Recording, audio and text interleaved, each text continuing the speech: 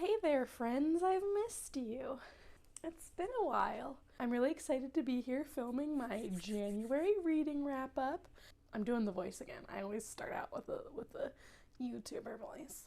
I've missed my videos. I filmed one a couple weeks ago, and I trashed it because the video itself wasn't bad, but I couldn't figure out how to edit it, and I was like, forget this. I don't have time for this. I haven't been getting very much sleep, and I haven't been having very many alone moments, but it is the last day of January, so it's time to film my reading wrap-up, and I'm excited. So I have to do it on my computer because my iPad is in the baby's room, and as soon as I went to open the door, the cat started to scream, so I was like, whatever, I'm not taking that risk.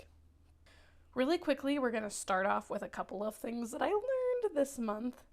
First of all, I found an app. It's called Storygraph. I'll link it if I remember.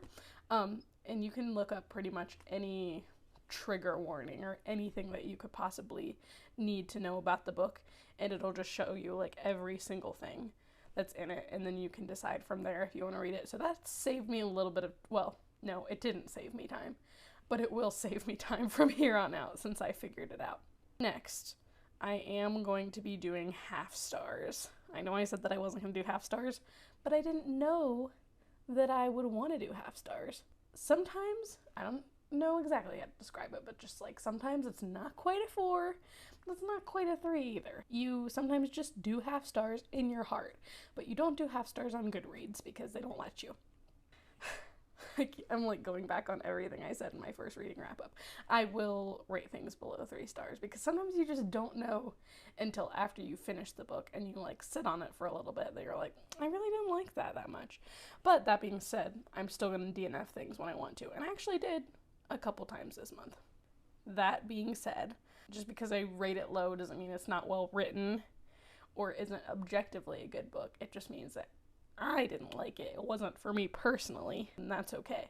But I am paranoid that an author is going to be one of my 4 viewers and be like, that was a low rating, and now I'm mad at you. So, tell me you have anxiety without telling me you have anxiety. With all that being said, we're going to start off our January reading wrap-up on a low note. So I had this really fun idea. I kind of teased it in my last video that I was going to do a Taylor Jenkins reading vlog, and I was really excited about it, but I couldn't get into any more of her books. I started a few and I didn't make it through the first chapters, and it was pretty disappointing. So if anybody wants to steal that idea, it's free and available. You can film your own Taylor Jenkins reading vlog because surprisingly it's not already a thing. So I started with After I Do. That was the first book that I was reading this month, and I'm just going to go ahead and let past Alana with high hopes of a Taylor Jenkins reading vlog tell you about that. So I am about halfway through After I Do by Taylor Jenkins Reid, and I don't like it. It's very sad so far. So it's about a husband and wife who decide that they don't love each other anymore, and so they spend some time apart from each other. And it's just really sad. It goes through when they fell in love and like their first few years together, and then like when they got married and stuff like that, and it's like all cute and sweet. And then it just like slowly they're just disconnecting until we get to the point that they are just like fighting all the time. They don't like each other, and then they have to talk about the fact that they don't like each other. It's just kind of depressing. So I'm not loving it so far. Also, the concept of you hate the person you're married to, so you spend a year away from them, is kind of confusing, I'm gonna be honest. Like, get therapy or something. Okay, it's the next day. Bad news. I'm 56% of the way through After I Do, and I'm not gonna finish it. I really hate it. Normally I would be like, well, I'll just finish it and see if it picks up. But at this point I'm like, I don't even think I really like the characters enough to follow along and be miserable and find out if they get back together. I mean, I'm sure they do, but like, I'm just tired of reading about them at this point, so I need to just cut my losses at this point. But I did want to read one more quote that I found, and he says, "Isn't it nice once you've outgrown the ideas of what life should be and you just enjoy what it is?" I don't know, just I feel like everybody can think about that and be like, you know what, you're right. Because we can spend our whole lives like trying to be different or do something different, but like our life is still happening, and at that point it's just passing us by. So just enjoy what it is and take each day as it comes. So anyway, I don't know why I got so deep about that, but I just enjoyed that quote. So that was a good way to say goodbye to this stupid book. DNF. Kind of a bummer, but I bounced back surprisingly quickly with Love and Gelato. I don't even remember why I started reading this book, but it's about a girl who moves to Italy with her mysterious father who she doesn't know after her mom dies. And you kind of follow her along through her journey living in Italy and her mom's journal that is left behind for her. And you get to see Italy through her eyes and learn more about her story. And it was just a really fun book. So I like the movie on Netflix. It's nothing like the book. There were some changes made in the movie. There were like names and cities that were changed for no reason. One of the main boys in the movie, his name is Alessandro. And when you read the book, he's actually... I don't remember what his name is. His name is Thomas in the book. And Alessandra is somebody's dead great grandma. And I'm like, who wrote this movie? You just had to think of them as two separate things. That's what I do. But anyway, this book was a quick and easy read. I really liked it. There's a little sprinkling of mystery in here. Actually, it's more mystery heavy and not super romance heavy. So I liked that a lot. And I will definitely recommend this book to anybody because there's 0 swearing. 5-star read for sure. I'd recommend this book to anybody. I think that you should read this one. It's just a really feel-good book. I really enjoyed it, and I'm surprised how much I enjoyed it. Next, I read The Golden Spoon, The Great British Baking Show meets Clue. This book was really fun. I'm not good at describing things without spoilers, so just pardon that. But you go through like the different characters and their different perspectives through the bake week. All the characters are relatable in some way, but they're also all annoying in some way. When it got to the ending, the big reveal, it's a murder mystery. I don't think I actually said that, but anyway, when you find out the ending, it's not satisfying. It wasn't satisfying for me. I think it would be for other people. Once you get into it, it was pretty fast-paced. It was a quick, easy, fun read. I gave this one 4 stars, so I would recommend that one as well. Next, I was snowed in, and I listened to the Lessons in Chemistry audiobook. Now, a lot of people really love this book, but this book was not for me. For one thing, it was very sad. It was interesting, but it was incredibly depressing. Like, I don't think there were any happy parts in this book, and it was 11 hours long to listen to. It's very feminism heavy. Like, okay, I didn't even describe what it's about. It's about a woman who is a female chemist in the 50s and 60s.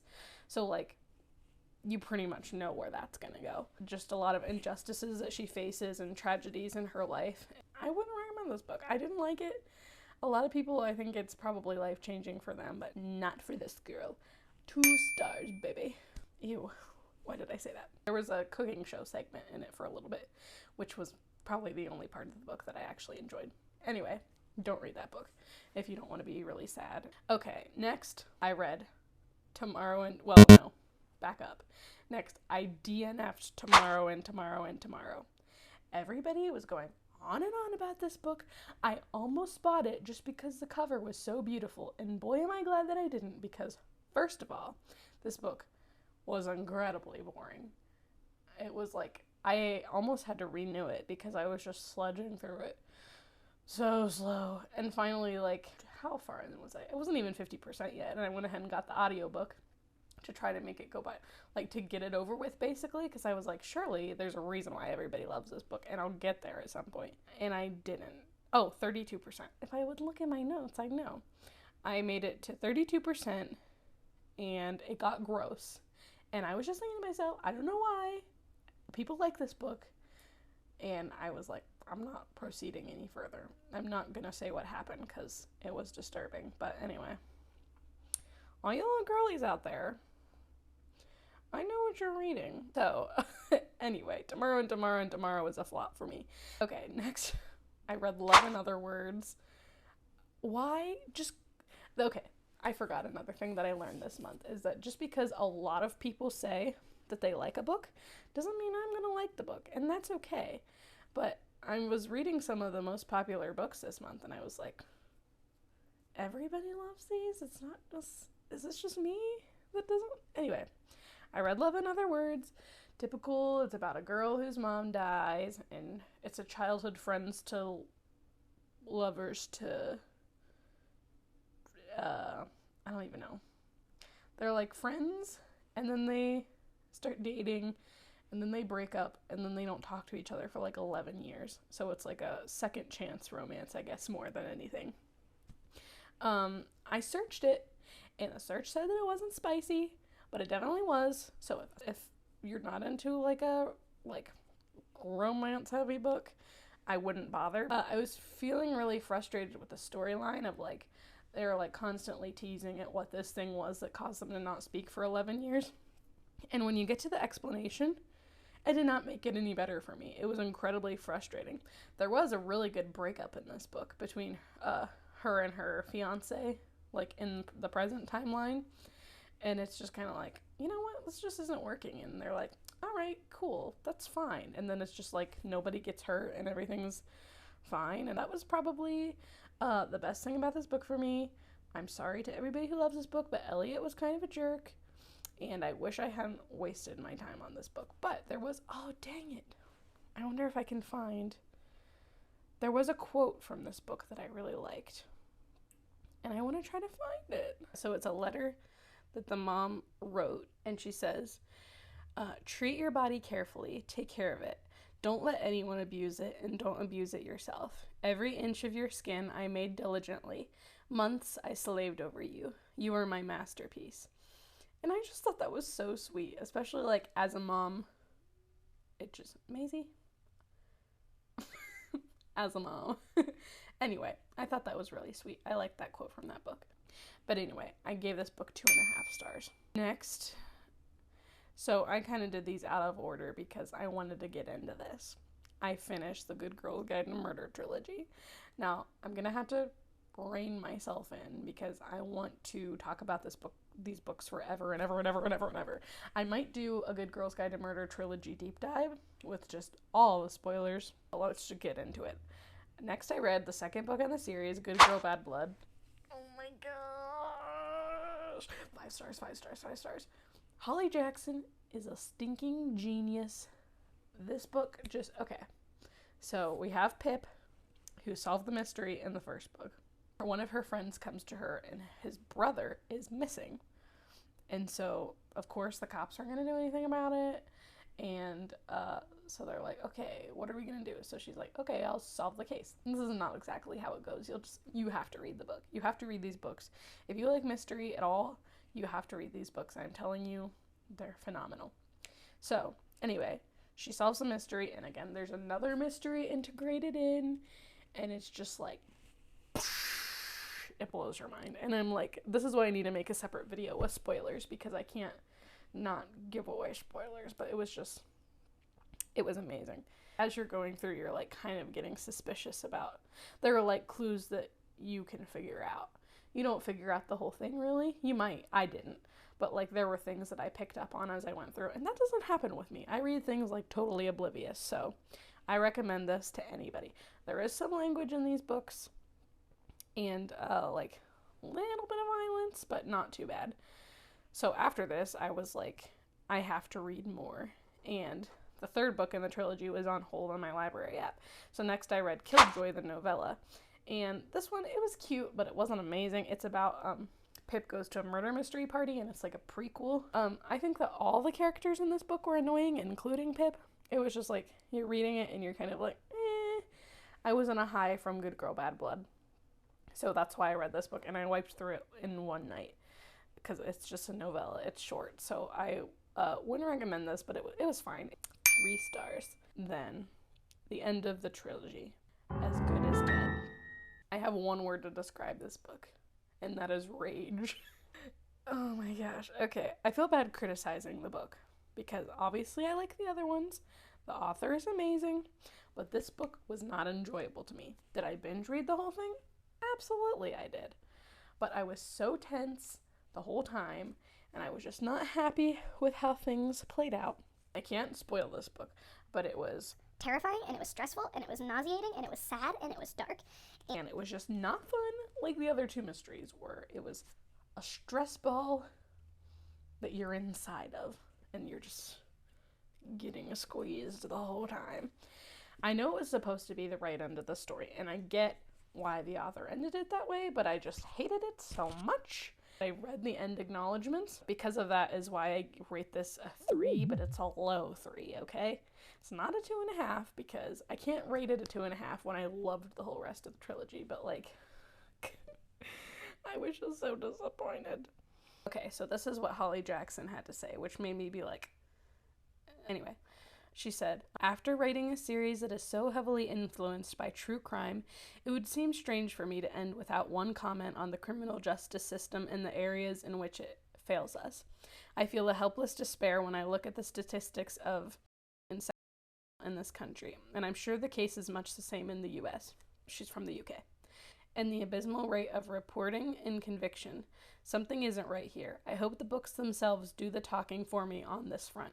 I think it's clear that parts of these stories come from an angry place, both personal anger at the times when I have been harassed and not believed, and frustration at a system of justice that sometimes doesn't feel very just. Finally, to end on a lighter note, I want to thank all of you who have followed me through every page right to the end of book 3. Thank you for trusting me, and I hope you found the ending you were looking for. I certainly did.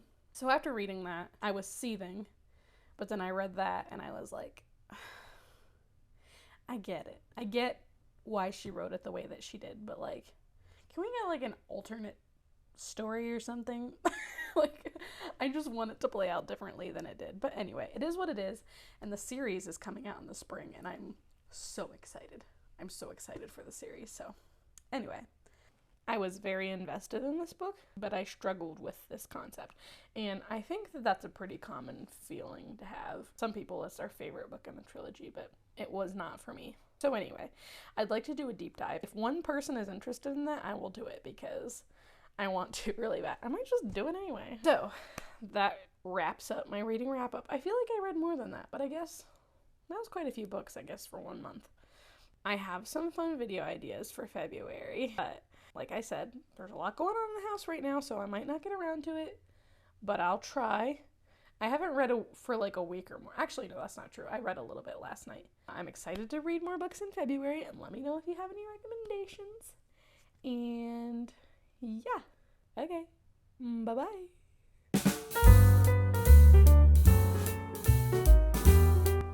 Pulling up my document now.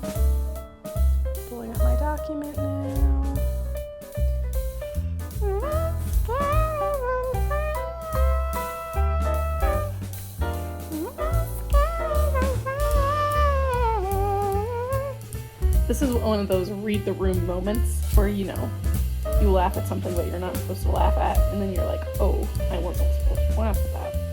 Ryan steps toward me, and he holds me. I want it to feel better than it does. His voice is just as quiet and calm as mine. This can't be the end, Lauren. This is just a rough patch or something. But I say, looking up at him, finally ready to say the last of what had been in my heart for so long. I can't stand you. Tell me why. I busted out. Because after that, it just gets more sad. I thought it was supposed to be comic relief, but it wasn't supposed to be funny. So her sister spills out these encouraging words of encouragement. If the two of you decide this was a good idea, that's because it is a good idea. And good ideas are never a bad idea. It's quiet for a minute before we both start laughing. Okay, that last part didn't make a whole lot of sense, but you know what I mean. I like the sister. This is something that's bothered me for a long time, okay? And it's addressed in this book, and it made me so happy when her mom asks if she can invite her boyfriend to a family dinner. She says, hearing my 59-year-old mother use the word boyfriend is jarring. We need a new word for two older people who are dating. Shouldn't our vocabulary grow with the times? Who is taking care of this problem? Maisie, move. Oh my gosh, the stupid cat. Maisie, I swear to you.